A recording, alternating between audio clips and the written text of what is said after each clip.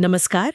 आज हम एक काफी गहरे और संवेदनशील सवाल पर बात करने वाले हैं। जी। सवाल ये कि क्या शूद्रों को वेद या ब्रह्म विद्या सीखने का अधिकार है? मतलब ईश्वर या परम सत्य का ज्ञान। हाँ, ये सवाल वेदांत सूत्र के कुछ खास सूत्रों से जुड़ा है, 1.3.34 से 1.3.38 तक। बिल्कुल।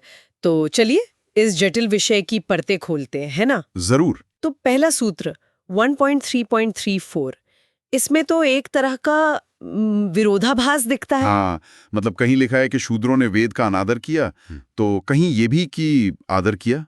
थोड़ी उलझन है। सही, लेकिन इसके फौरन बाद वाले सूत्र मतलब 35 से 38, वो पारंपरिक तौर पर क्या कहते हैं? देखिए, पारंपरिक व्याख्या तो यही कहती आई है कि शूद्र वेद नहीं पढ़ सकते। अच्छा, और वजह क्या दी जाती है? वजह कई हैं। एक तो कि उनके पास वो क्या कहते हैं, उपनयन संस्कार नहीं होता। हाँ, वो पारंपरिक दीक्षा जो अध्ययन के लिए जरूरी मानी जाती थी। बिल्कुल। और ये भी कि वो दूसरे सांसारिक कामों में इतने व्यस्त होते हैं। हाँ।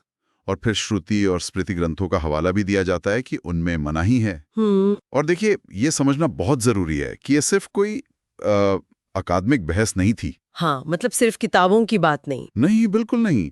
ये सीधे सीधे जुड़ गई आध्यात्मिक आजादी से, सामाजिक बराबरी के सवाल से। सही बात। ये जो पारंपरिक व्याख्या है ना, ये एक ऐसी सोच दिखाती है जिसने कहीं ना कहीं ज्ञान पर कुछ वर्गों का नियंत्रण बनाने की कोशिश की। तो क्या ज्ञान पर किसी का एकाधिकार हो सकता है? ये सवाल खड़ा होता है। बिल्कुल। लेकिन फिर कहानी में एक बड़ा मोड़ आता है, स्वामी दयानंद सरस्वती। जी हाँ, स्वामी दयानंद, उन्होंने इस पूरी पारंपरिक सोच को आप कह सकते हैं जोरदार चुनौती दी। उनका तर्क क्या था? एकदम साफ शब्दों में। उनका तर्क एकदम साफ था।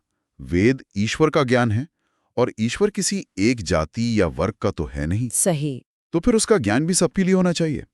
उन्होंने सत्यार्थ प्रकाश में भी ये बात लिखी कि हर योग्य इंसान को शिक्षा और वेद पढ़ने का हक है। बिल्कुल, चाहे उसका जन्म किसी भी वर्ण में हुआ हो, इससे फर्क नहीं पड़ता। योग्यता मायने रखती है। और क्या उन्होंने वेदों से ही कोई प्रमाण दिया इसके लिए? हाँ, बिल्कुल दिया। सिर्फ कहा ही नहीं, प्रमाण भी दिए। जैसे यजुर्वेद का मंत्र है 26.2, जो कहता है कि ये कल्याणकारी वाणी सबके लिए है। अच्छा। और ऋग्वेद 1091.2, जो कहता है सब मिलकर ज्ञान प्राप्त करें।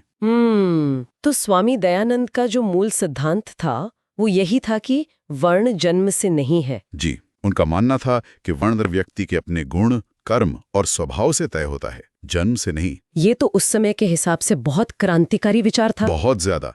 और जाहिर है इस पर बहसें भी हुई, लेकिन उनके विचारों को बल मिला। किनसे? पंडित उदयवीर शास्त्री जैसे आर्य समाजी विद्वानों से। उनका भी यही मानना था कि शूद्रों को वेद से दूर रखने वाली बात वेदों की मूल भावना नहीं है।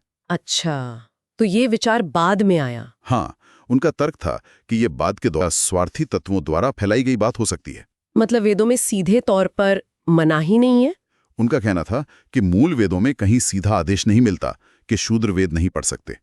और जिन स्मृति ग्रंथों में ये बातें हैं, वो या तो बाद की रचनाएं हैं या उनमें वो क्या कहते हैं, प्रक्षेप होने की आशंका है। प्रक्षेप यानी बाद में कुछ मिला दिया गया। हाँ, बाद में जोड़ा गया हिस्सा।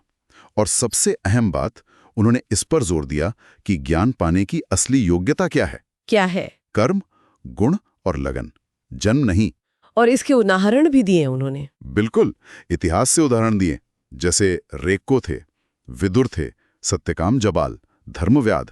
हाँ, ये नाम सुने हैं। ये वो लोग थे जो जन्म से ऊंची कही जाने वाली जातियों में नहीं थे, पर अपनी योग्यता से, अपनी साधना से उन्होंने ब्रह्म ज्ञान हासिल किया। तो ये एक मजबूत पक्ष था उनकी तरफ से। बहुत मजबूत।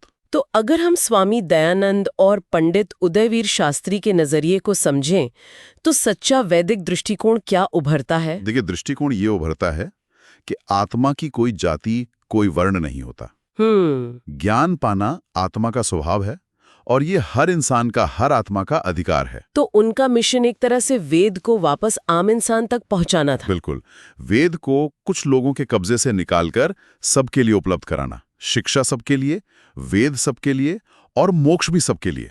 तो हमने देखा कि वेदांत सूत्र के उन्हीं सूत्रों पर दो बिल्कुल अलग-अलग सोच हैं। हाँ, एकदम विपरीत।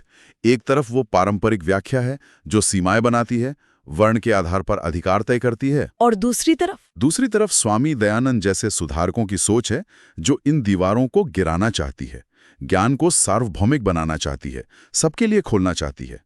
यहाँ ये बात भी सोचने वाली है कि कई बार नियम या व्याख्याएं इंसानी समझ से प्रभावित होती हैं। सही कहा, समय और समाज के साथ बदलती हैं।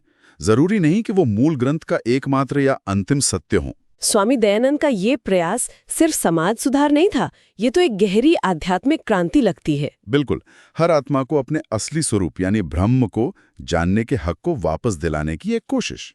और ये पूरी चर्चा हमें आज के लिए भी एक अहम सवाल पर सोचने को मजबूर करती है, नहीं? कौन सा सवाल? यही कि अगर ज्ञान पाने की असली कसौटी जन्म नहीं है, बल्कि इंसान का अपना इरादा, उसकी मेहनत, उसकी साधना है, हाँ। तो फिर आज के जमाने में किसी भी तरह के ज्ञान तक पहुंचने की राह में कोई भी बाधा आखिर क्यों होनी चाहिए?